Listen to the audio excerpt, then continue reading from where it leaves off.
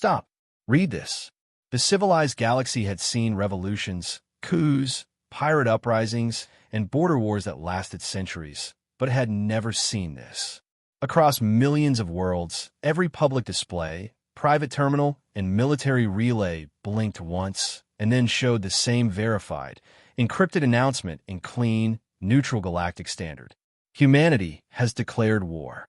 No dramatic music, no flaming rhetoric, no propaganda montage, just a formal declaration filed through the Galactic Accord and stamped with a level of authorization usually reserved for ancient empires.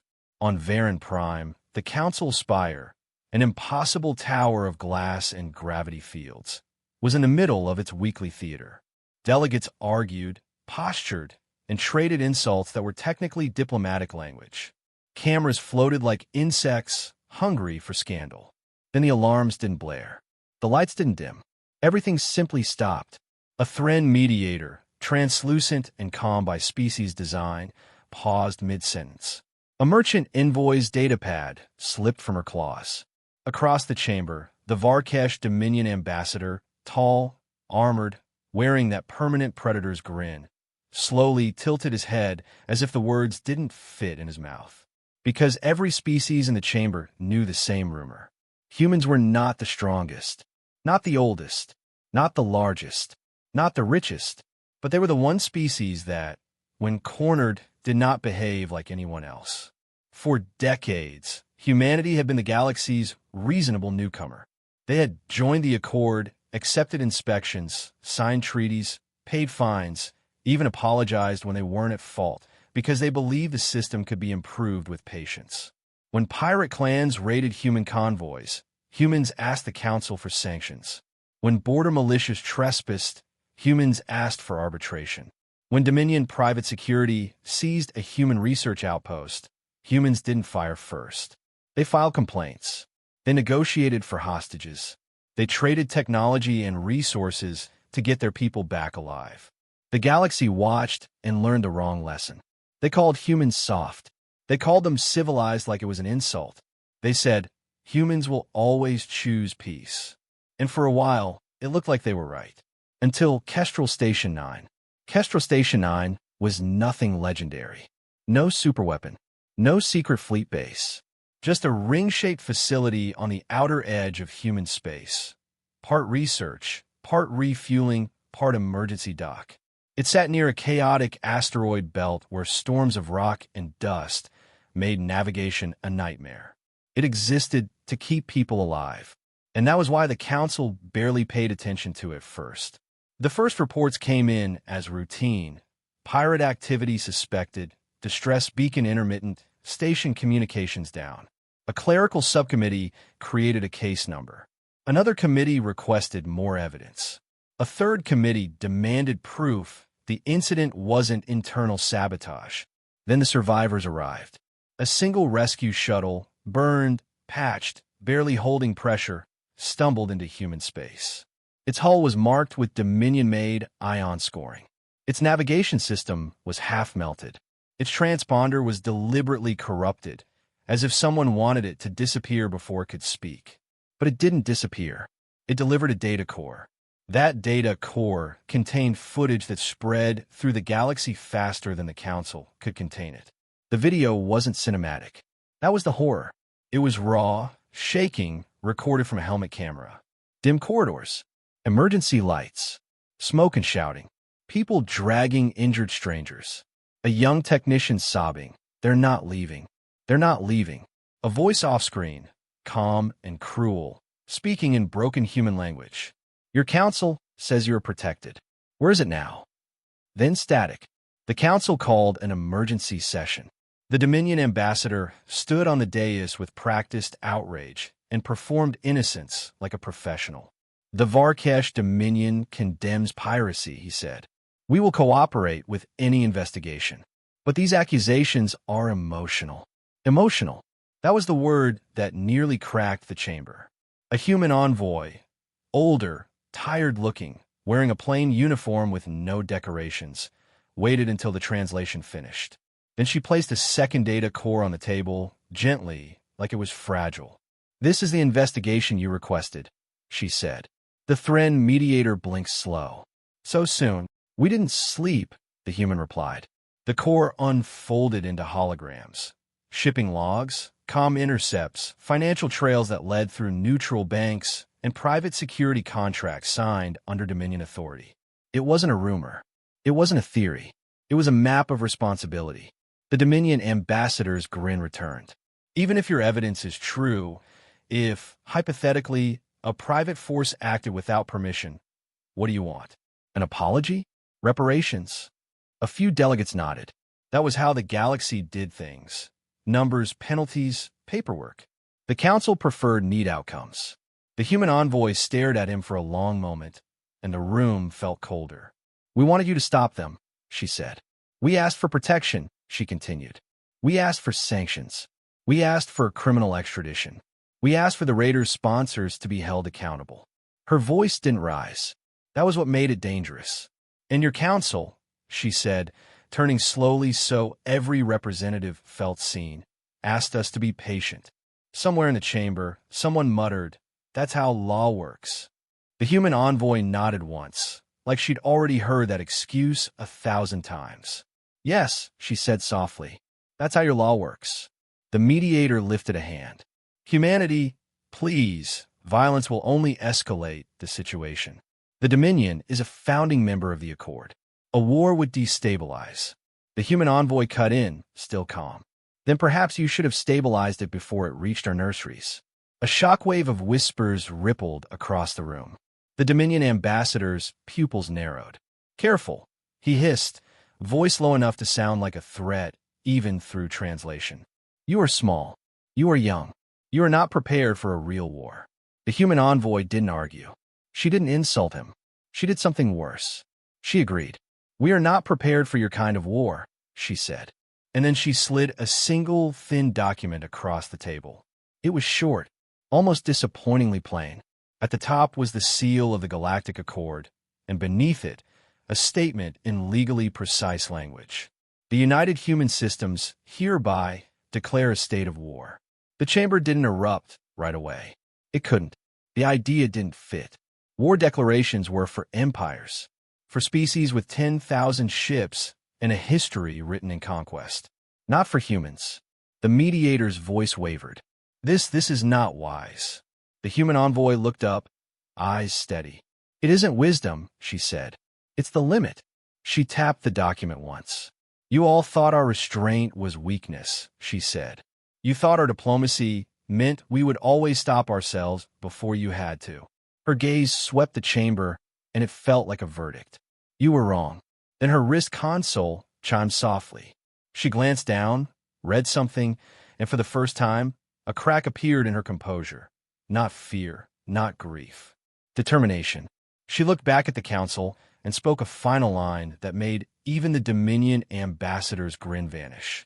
Our fleets have already launched, and somewhere far beyond the spire, past neutral space, past the trade lanes, past the polite little borders everyone pretended mattered, the galaxy's oldest sensors began detecting something they hadn't expected to see from humanity. Not one ship, not 10, but coordinated movement, quiet, precise, and vast, like a tide that had been building for years, waiting for one word to be spoken. War. The council chamber erupted into noise after the human envoy left, but it wasn't outrage that filled the air first. It was panic disguised as procedure. The Thren mediator called for order and tried to anchor the moment in rules. A dozen delegates demanded emergency votes. Some insisted the declaration must be invalid. Humans were not authorized to destabilize the Accord. Others argued that authorization didn't matter, because the declaration had already been filed through the same legal channels every empire used. The Dominion ambassador sat back, as if watching a comedy. His grin returned, smaller, sharper. He leaned toward a nearby delegate and whispered something that made the other creature's frills droop. A junior clerk floated a translation slate toward the mediator. The mediator's eyes scanned it, then flicked up in visible discomfort. New information has arrived from external monitoring, the mediator said. What information? Barked a warlord from the Sarn Coalition. The mediator hesitated, like a being built for peace, had just realized peace was no longer in the room. Human fleets are not moving toward the Dominion core, it said. They're dispersing across multiple sectors. The chamber fell into a strange silence. Someone laughed, short and nervous, because it made no sense. If humans were declaring war, the Dominion assumed they'd strike at military targets, border shipyards, fuel depots. Classic war. But dispersing meant something else. It meant humans weren't aiming at the Dominion's biggest guns. They were aiming at its bones. Trade arteries, logistics hubs, private contractor bases, shadow market ports the Council pretended didn't exist. The places where war became profitable and cruelty became cheap. A reptilian admiral's crest spiked in alarm. They can't do that, he snapped. Those hubs are under neutral protection. A merchant envoy snapped back. Neutral protection is a clause, not a shield. The Dominion ambassador chuckled, and his voice slid into the chamber like oil. They're overreacting, he said. A theatrical tantrum. Humans always posture. Their people will demand negotiations once they taste consequences. The Council made its second biggest mistake right then. It listened to the Dominion. Instead of condemning Kestrel Station 9 with full force, instead of authorizing enforcement fleets, instead of isolating Dominion banking and private contractors, the Council chose the safest path, a resolution. A resolution that said the Council was deeply concerned. A resolution that promised an investigation. A resolution that demanded both sides avoid escalation. The human envoy wasn't in the room to hear it, but the galaxy broadcast the vote publicly. The reaction on Earth was immediate, yet not emotional. It was worse. The next human message arrived 8 minutes later, and every major network carried it because it was addressed to all signatories of the Accord. It wasn't a threat. It was a statement of boundaries, so clear it felt like a door being locked forever. To the Council of Varen Prime, you have chosen neutrality in the face of recorded atrocity. Neutrality is not peace. It is permission. This war will proceed with or without your approval. If you interfere to protect those who profited from Kestrel Station 9, you will be treated as participants. Under the message was a list of annexed legal citations. Humans weren't just angry, they were lawful about it, and the galaxy suddenly realized something terrifying. Humans had studied the Accord like a weapon.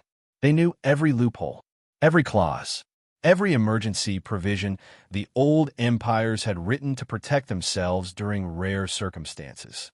Now humanity was invoking those provisions, one by one, like pulling pins from grenades the Council had forgotten it invented.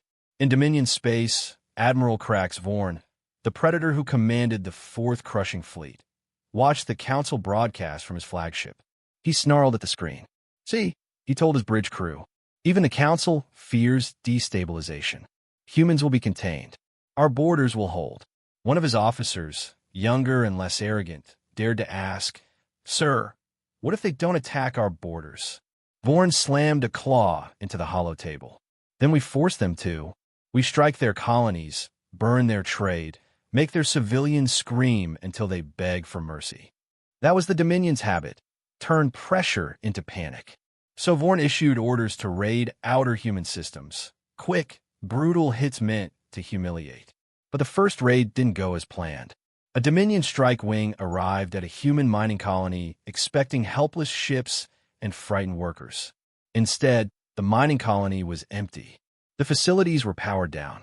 The docking arms retracted. Even the lights were off. A trap? The Dominion scanned for mines. Nothing. Then their engines stuttered. Not from weapons fire, from fuel contamination. Microscopic, delayed reaction. Enough to reduce thrust at the worst possible moment. The Dominion ships tried to pivot away, and the rocks moved. Not naturally, not randomly. The entire asteroid field shifted in coordinated, calculated motion, guided by invisible drones that had been sitting dormant for years, registered under perfectly legal industrial automation permits. Asteroids became bullets. 2 Dominion ships were crushed before they fired a single shot. Another spun out of control and tore itself apart in its own exhaust wash. Only one limped away, broadcasting a terrified message. Human space is weaponized.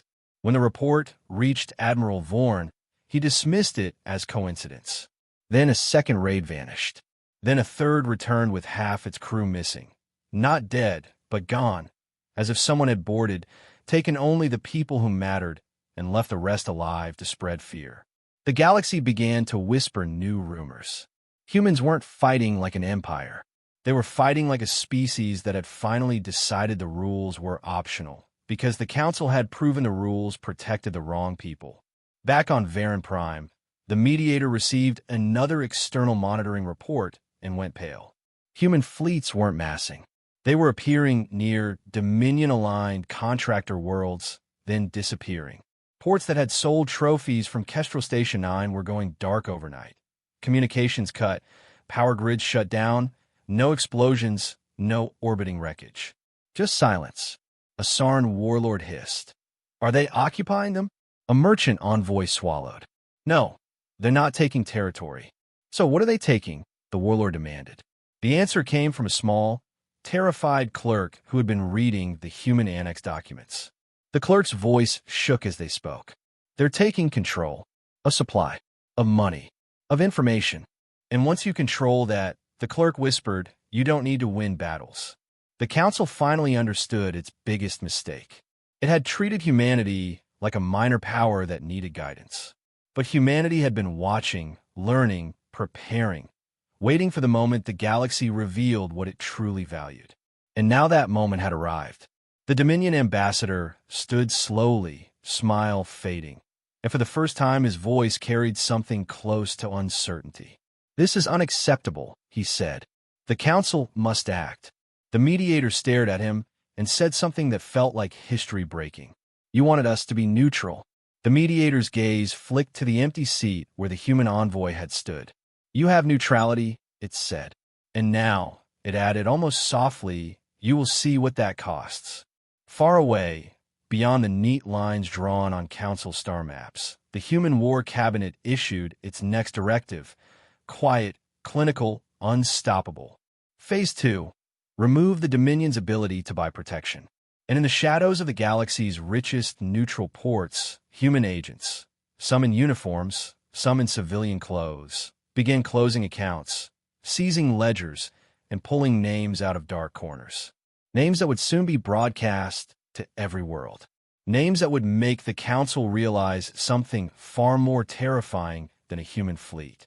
Humans weren't just going to punish the Dominion. They were going to expose everyone who helped. Listen carefully.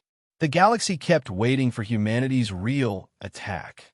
Grand fleets, blazing cannons, heroic charges. It didn't come. Instead, the Dominion started losing things that didn't explode, but still killed empires. First it was time. A Dominion supply convoy left Port Ral on schedule and arrived 2 days late, because every jump gate it used demanded a routine recalibration. The calibrations were legitimate, logged, and approved through the Accord's safety protocols. Dominion captains screamed corruption.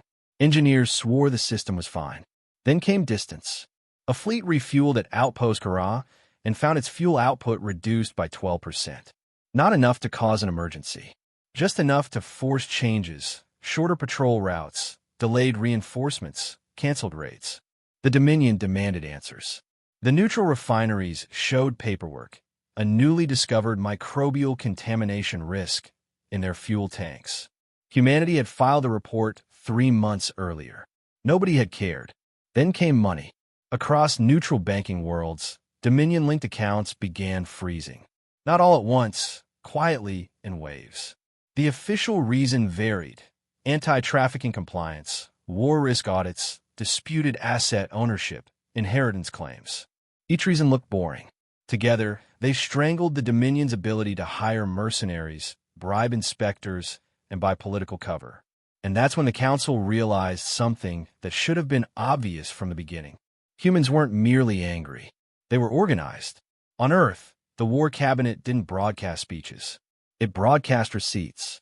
Every day, at the same hour, a new public file dropped into the Accord's legal archive for anyone to download. The files weren't emotional. They were terrifyingly precise.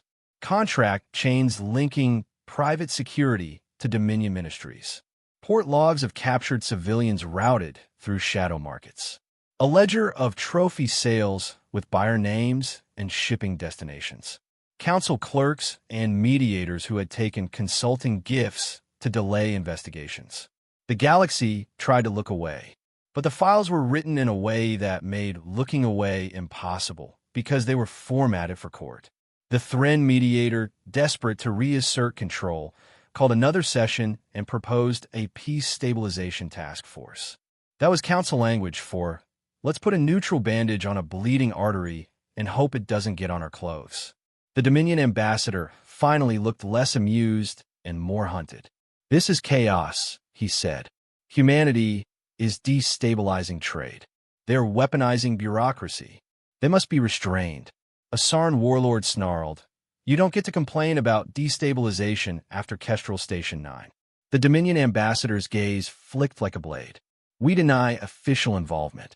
And then a small projection activated in the chamber, unauthorized.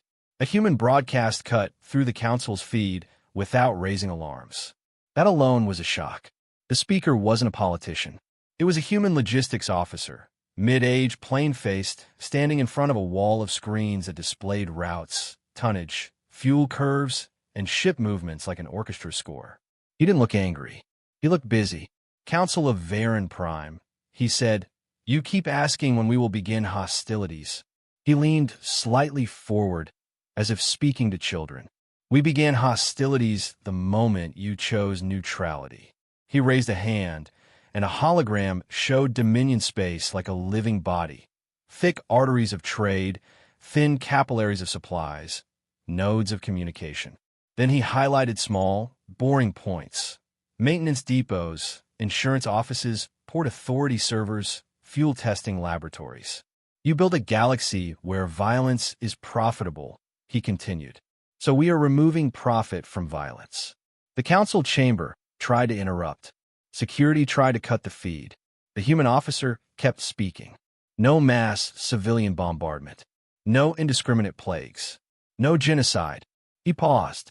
"We are not monsters." A strange relief swept the chamber. Then the officer added the part that turned that relief into ice.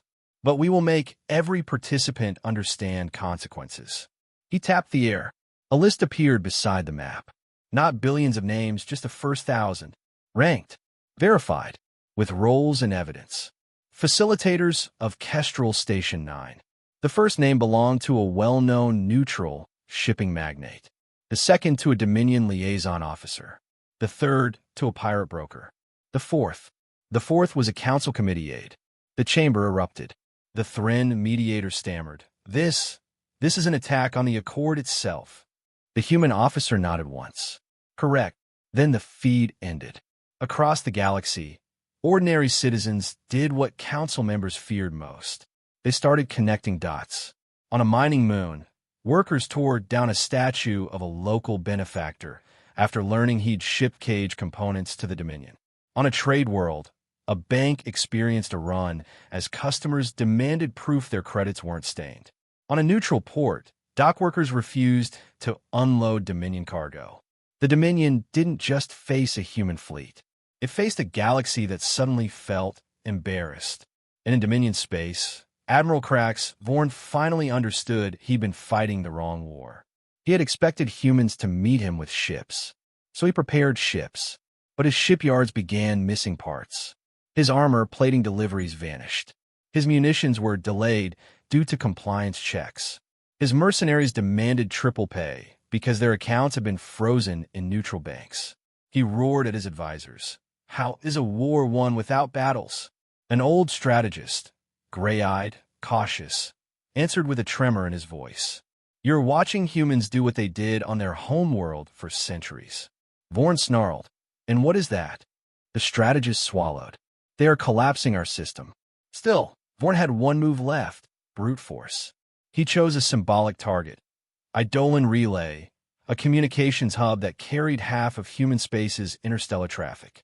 If he could shatter it, human colonies would panic, trade would crash, and the Council would blame humanity for starting the mess. The Dominion fleet jumped in hard, weapons charged, eager for the first real victory. But when they arrived, Eidolon Relay was still there. Lights on, signals flowing, no defensive fleet in sight. The Dominion admiral smiled.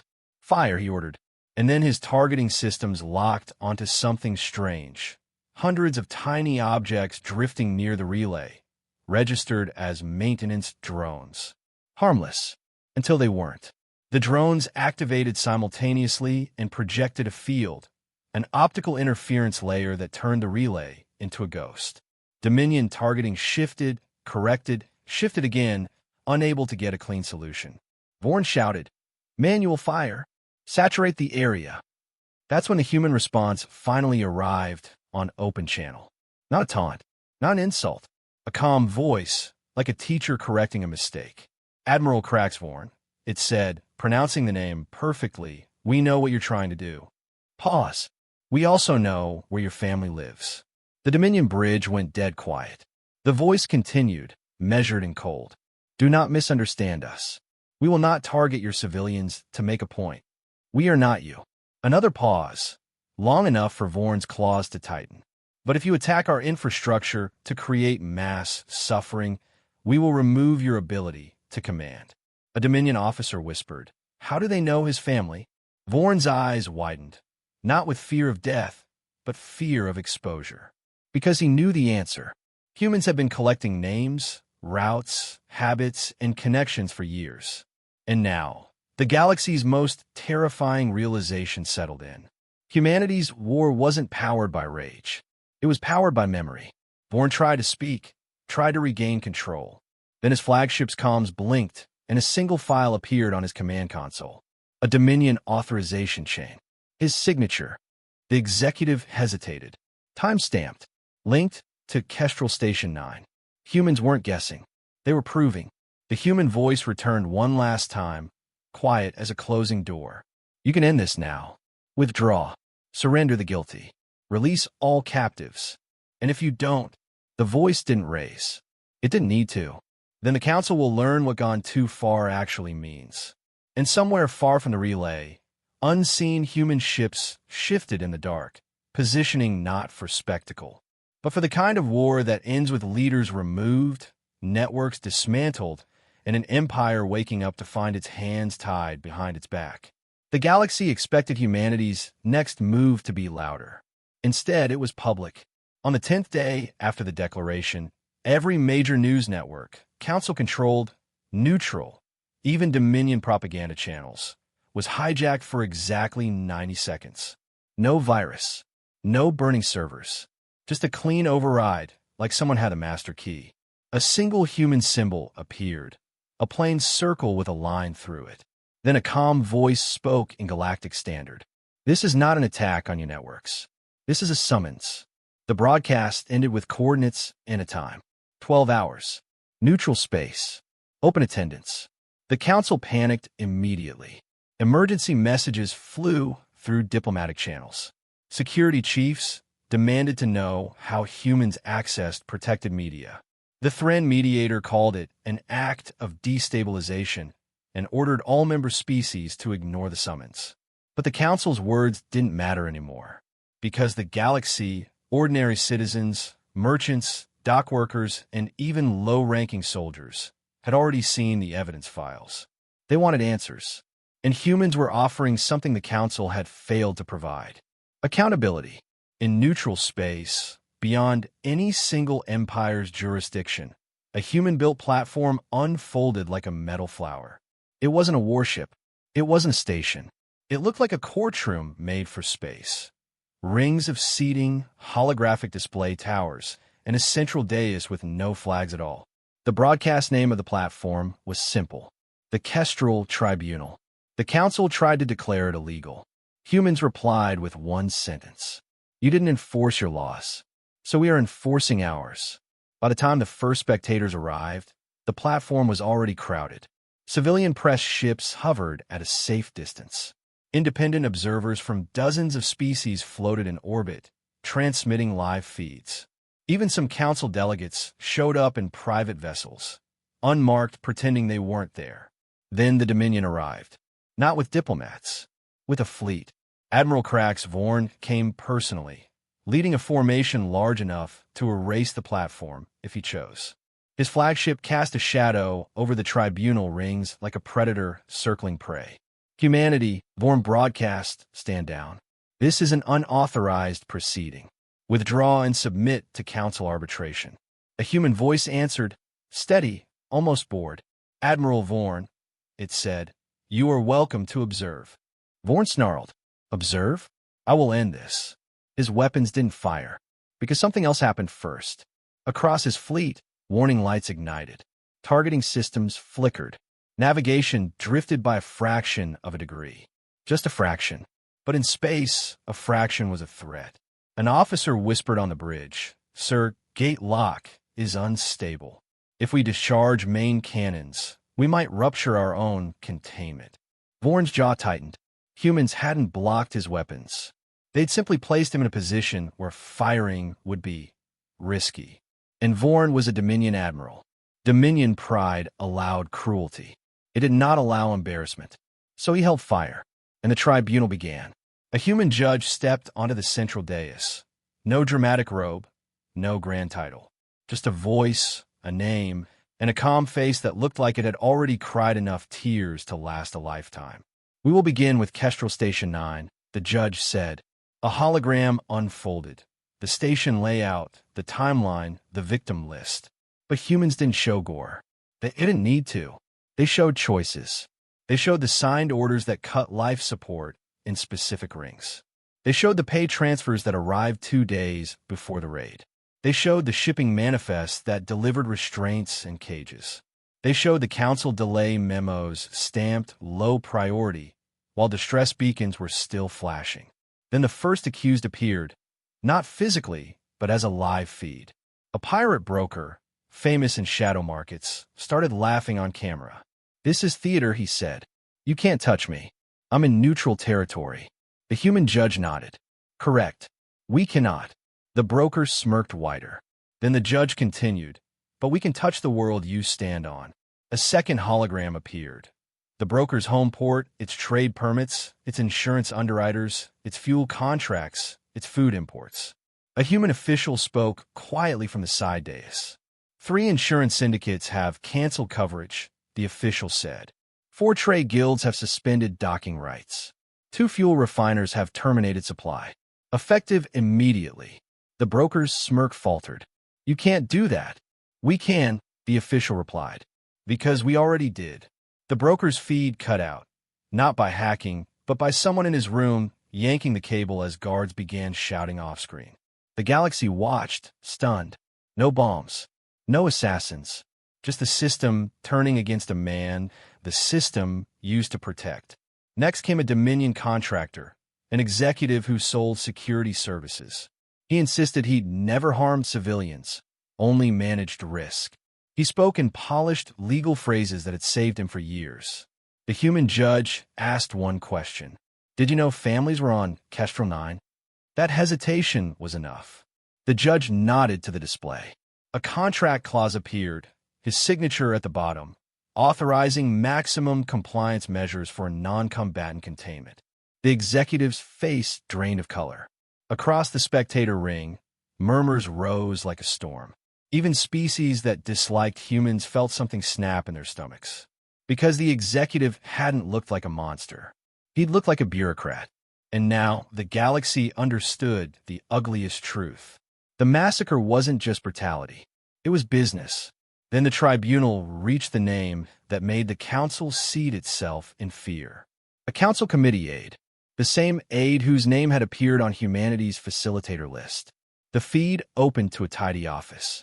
The aide, small, trembling, surrounded by security, tried to protest. Only delayed paperwork. I was told. The human judge didn't shout, didn't insult, just asked, how much were you paid? The aide stammered. It was consulting. A gift. The judge lifted a hand.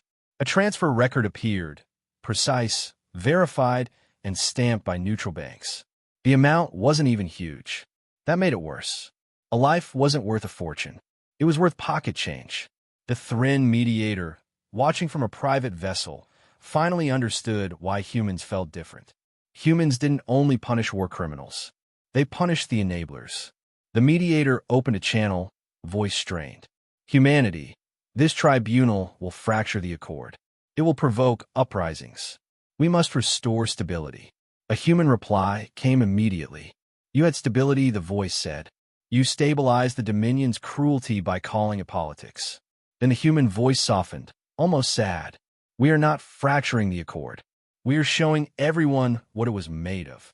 Admiral Vorn, trapped in orbit, watched the tribunal proceed like a blade sliding under armor. His empire wasn't being defeated in a glorious battle. It was being exposed.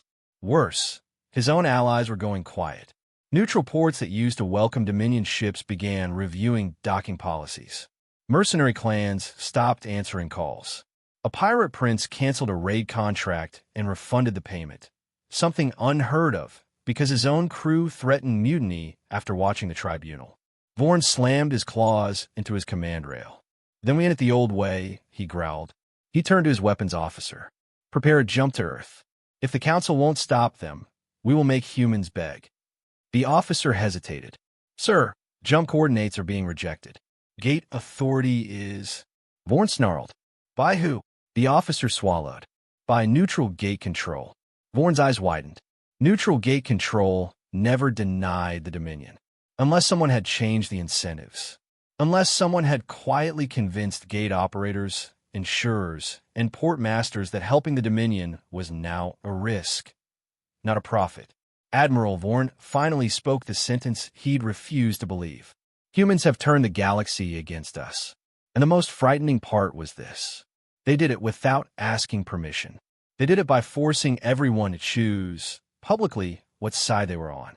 As the tribunal concluded its first session, the human judge delivered the closing line to the entire galaxy. This war ends the moment the guilty are surrendered, the captives are returned, and the systems that sold human lives are dismantled. Then the judge looked straight into the camera, as if staring into the council itself. You said we went too far by declaring war. A pause. No, we declared war because you went too far first. And in the darkness beyond the tribunal platform, human ships shifted position, quietly forming a ring. Not around the council, not around civilians, around Dominion command routes. Because now the next phase wasn't about exposure. It was about removal. Phase 4. Cut the head that keeps ordering the cruelty. The Dominion didn't collapse in one dramatic explosion. It hesitated, and that hesitation was the first crack in the armor. After the Kestrel Tribunal, the Dominion's allies became ghosts. Mercenary fleets stopped taking calls. Neutral ports began reviewing policies. Insurance syndicates raised risk rates so high that Dominion convoys couldn't afford to move. Even pirate clans, built on greed and cruelty, started refusing human trophies, not because they grew morals overnight, but because humans had made the cost of cruelty unbearable. Admiral Krax, Vorn, felt it in his bones. On the bridge of his flagship, he watched the war map shrink. Not because humans were conquering territory, but because Dominion influence was evaporating like smoke that finally met wind. Then we strike their heart, Vorn growled. His officers exchanged glances. That plan had been the Dominion solution for every problem since before humans left their home system. Hurt the civilians, force the leaders to negotiate. Vorn turned to his NAV officer. Set jump for Sol. Earth orbit. The NAV officer's claws hovered over the controls. Sir, gate authorization is denied. Vorn's head snapped up. Denied by who? The officer's throat bobbed. Neutral gate control. For a second, Vorn looked confused, as if reality had betrayed him. Neutral gates didn't deny the Dominion. Not when the Dominion paid. Not when the Dominion threatened. Not when the Dominion requested. Then Vorn understood. Humans had done the one thing the Dominion didn't know how to fight. They had made neutrality expensive. Vorn slammed his fist into the command rail. Fine. We don't need gates. We will drive through open slip. That will take days, the strategist warned. And we'll be exposed. Vorn bared his teeth. Let them come. A warning tone chimed, soft, polite. A new message appeared on the flagship's primary display. It wasn't from the Council. It was from humanity. Admiral Krax Vorn, you're currently located at Grid V-77 near the Asteron Gate. Your fleet contains 34 capital vessels, 120 support ships, and 9 contracted mercenary squadrons. We are aware of your intended course. This is your final opportunity to comply. Surrender the accused. Release the captives. End all raids. If you continue, your command will be removed. The bridge went quiet. Even Dominion officers, trained to laugh at threats, felt something cold settle in the air. Vorn chuckled, forcing confidence. Removed, he sneered. They think they can board this ship? The answer didn't come in words. It came as a tiny flicker on long-range sensors. So small most species would have dismissed it as noise. But Dominion sensors were made for paranoia. The flicker multiplied. Dozens. Hundreds. Then thousands. The tactical officer leaned in, voice tight. Sir, we're detecting microsignatures. Small drones. Extremely small. Too small for weapons classification. Destroy them, Vorn snapped. Weapons officers fired point defense bursts. Nothing. Because there was nothing targetable yet. The drones didn't approach like missiles. They didn't rush. They didn't swarm like a living cloud. They drifted. They blended with debris fields and sensor blind spots, moving as if they belonged to the background of space. And that's when the human voice came over the channel again. Calm, almost instructional. Admiral, your point defense systems are excellent. Pause. They are also fueled by your reactor, cooled by your station loops, coordinated by your command net. Another pause. You are about to learn why we spent 30 years studying infrastructure instead of dueling bravado. The Dominion bridge lights flickered once. Just once. A minor power fluctuation. The kind of thing engineers fixed without raising alarms. Then the flagship's internal doors, hundreds of them, clicked as they reset. The tactical officer turned pale. Sir, internal network just performed a full safety reboot. Vorn's eyes narrowed. That's impossible. The officer's claws trembled. It's not a hack. It's being triggered by system protocols. Like someone has administrative authority. Vorn spun toward security. Lock down the bridge. Manual controls. Cut all external links. Security complied. Bulkhead sealed. Systems switched to local. The Dominion felt safe for exactly 12 seconds. Then their own ship spoke. A synthetic voice, Dominion manufactured, announced. Emergency safety protocol engaged. Reactor throttling to minimal output. Vorn roared. Override. Override denied, the ship replied. On the hollow table, the flagship's reactor output dropped like a stone. Not a meltdown. Not a sabotage blast. A controlled reduction. Safe, clinical, forcing the ship into a powerless drift. Across the fleet, the same thing happened. One by one, Dominion capital ships entered emergency safety mode. Reactors throttled, weapon systems locked out, propulsion reduced. Not destroyed. Neutralized. The mercenary squadrons tried to flee. Their engines sputtered as fuel injectors refused to open. A mercenary captain screamed on open comms. We didn't sign up for this. We're leaving. A human reply came instantly. You were paid with blood credits. Your accounts were frozen yesterday. The mercenary channel went silent. Then the biggest humiliation arrived, broadcast across the fleet. Human ships decloaked. Not an armada. Not a wall of steel. A modest formation, disciplined, spaced wide, weapons held steady but not firing. Their hulls were plain, functional, as if designed by people who cared more about outcome than intimidation. And in the center of the formation floated a single vessel with a bright white marker. Medical/prisoner transfer. Vorn stared at it, lips curling. They bring a hospital ship to war. A human officer appeared on the comm screen. Young, eyes hard, voice level. Admiral Vorn, the officer said, you are under arrest under human law for crimes against civilians, unlawful captivity, and authorized massacre. Vorn laughed. Arrested? In space. The human officer didn't react. We have no interest in executing you. We are not here to perform revenge. The officer raised a hand, and a new hologram appeared. Internal schematics of Vorn's flagship, down to the corridor numbers. "We are boarding," the human said. Vorn's blood ran cold. "How do you? You signed a maintenance contract," the human interrupted. 3 years ago. Dominion's standard fleet optimization program. Vorn's eyes widened with sudden horror. That optimization program had been a council-approved modernization package, sold by neutral contractors, installed across the Dominion to improve efficiency. Humans had tracked the contractors, tracked the updates, tracked the permissions. They hadn't planted bombs. They had waited for the Dominion to install its own leash.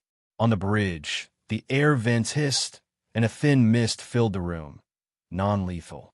A compliance agent's trick. Calm the muscles, slow the reflexes, keep everyone alive. Security guards raised weapons. Their triggers locked. The ship's voice announced, "Weapon discharge disabled. Safety mode." Then a dull thump echoed from the far bulkhead. A cutting tool. Another thump. A panel fell away. Human stepped through, armored, visors down, movements precise. No shouting, no panic, no uncontrolled firing. They secured officers, applied restraints, checked vitals like paramedics. Vorn stood rigid, fury fighting fear. "You think capturing me ends the Dominion?" A human soldier looked at him, and even through the visor the soldier's voice carried something heavy. "It doesn't end your species," the soldier said. "It ends your permission." Vorn was dragged toward the transfer corridor. As he passed a viewport, he saw his fleet, dozens of ships drifting powerless, alive but helpless. A war without fireworks. A defeat without a glorious last stand. And somewhere, farther out, council observers watched in stunned silence. Because humanity had just proved something the galaxy had never seen. They could win decisively without becoming monsters. The human officer's voice returned on open channel for the entire fleet, and for the council ships listening. "Dominion crews, you will be treated according to prisoner conventions.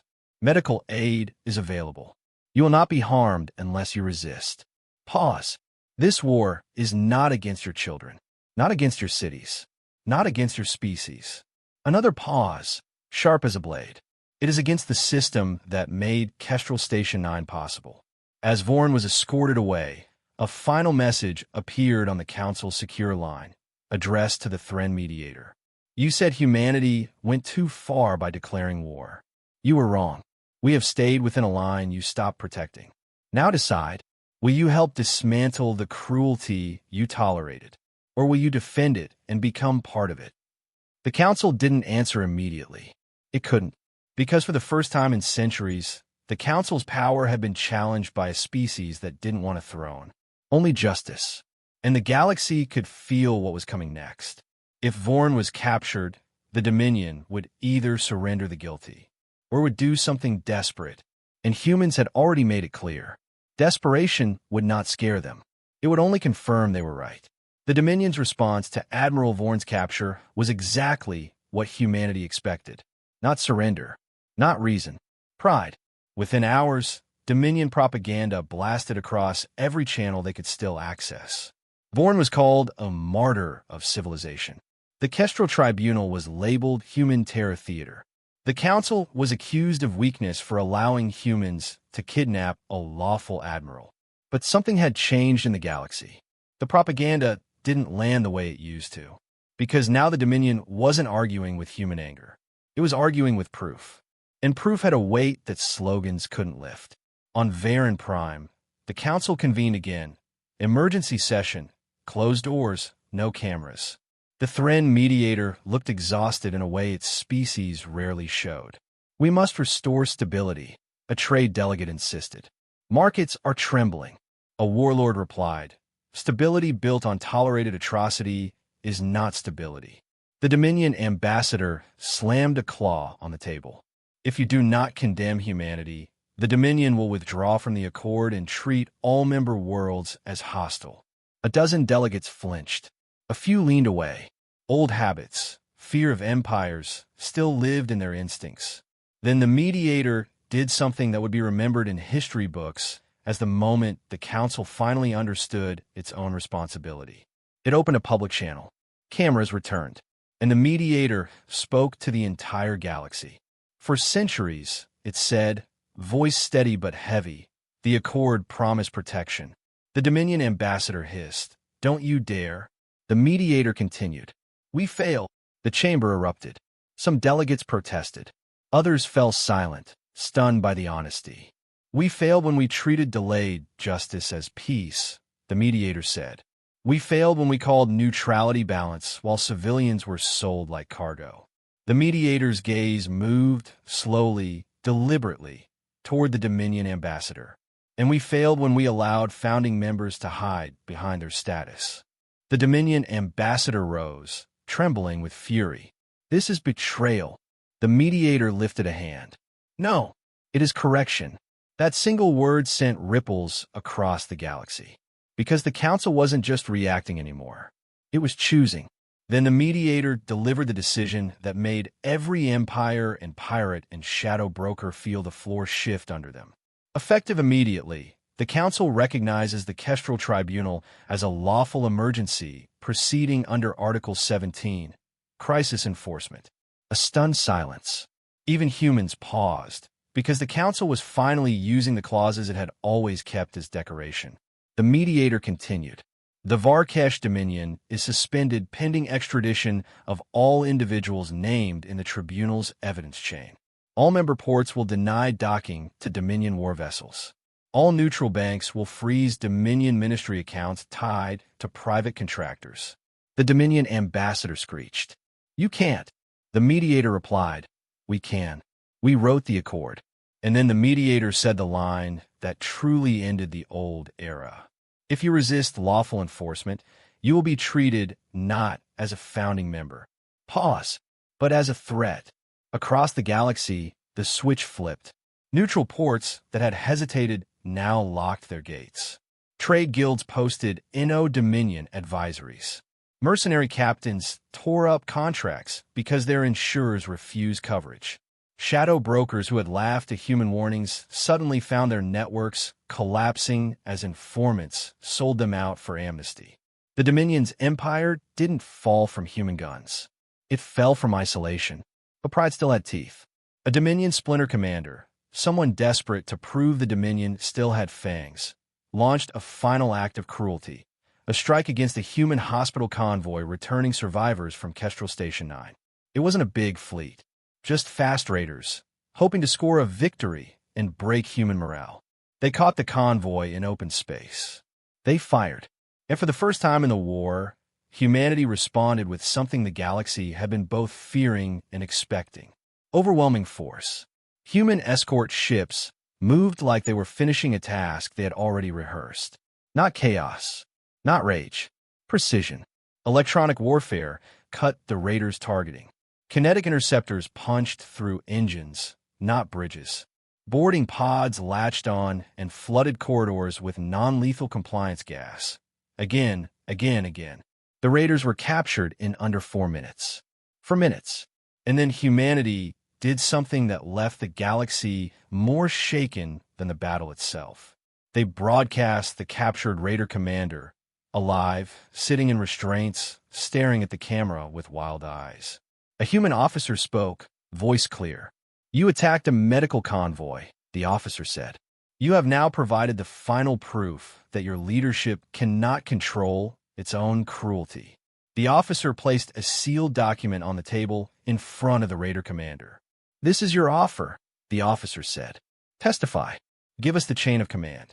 Every sponsor, every paymaster, every port that sheltered you." The raider commander spat. "You think you're righteous? You're just another empire." The human officer cut in steady. "No, we are the species you try to make small." The officer leaned forward, not threatening, just inevitable. "And we are done asking." The feed ended. On Earth, the War Cabinet issued a final public statement, short enough to fit on a single screen, translated into every language. "This war ends when the guilty are surrendered and the systems that profit from atrocity are dismantled." The galaxy crossed a line at Kestrel Station 9. That line will not be crossed again. Within 3 days, the first Dominion ministers began surrendering their own people to save themselves. Within a week, entire contractor networks turned states evidence. Within a month, the Dominion ambassador on Varen Prime vanished, pulled back by his own government, likely to be sacrificed as a symbol. And Admiral Vorn? He stood before the tribunal. Not executed, not humiliated in a spectacle, simply confronted with the evidence and given the one thing the council had refused to give humanity at the beginning. A verdict. The human judge spoke quietly. "This is not vengeance," the judge said. "This is the cost of choices." Vorn tried to speak, tried to summon pride one last time. But the galaxy had moved past pride. The verdict was delivered. Sentences assigned. Reparations mandated. Not as hush money, but as reconstruction. Captives returned. Markets forced to clean themselves. Ports forced to choose a side. The council changed, too. New enforcement fleets were authorized. Emergency clauses were rewritten into clearer language. Delays became punishable. Neutrality, in the face of recorded atrocity, was no longer treated as wisdom, because humanity had done what no one else had managed for centuries. They forced the galaxy to admit the truth. That peace, without justice, wasn't peace. It was just quiet cruelty. And when the last broadcast of the Kestrel Tribunal ended, the human envoy from the first day returned to the council dais. Not smiling, not boasting, just tired. The Thren mediator asked softly, "Was it worth it?" The human envoy looked around at a chamber that finally felt different, less smug, less comfortable. Then she answered with the simplest, most human line of all. "For the children who never got to grow up." She paused. Yes. And in that moment, across the stars, every species learned the new rule that would shape the next era. You can mock humans. You can underestimate them. But if you cross the line, if you make cruelty casual, you won't face a tantrum. You'll face a species that remembers, organizes, and acts. And this time, the council will realize it went too far before the war begins.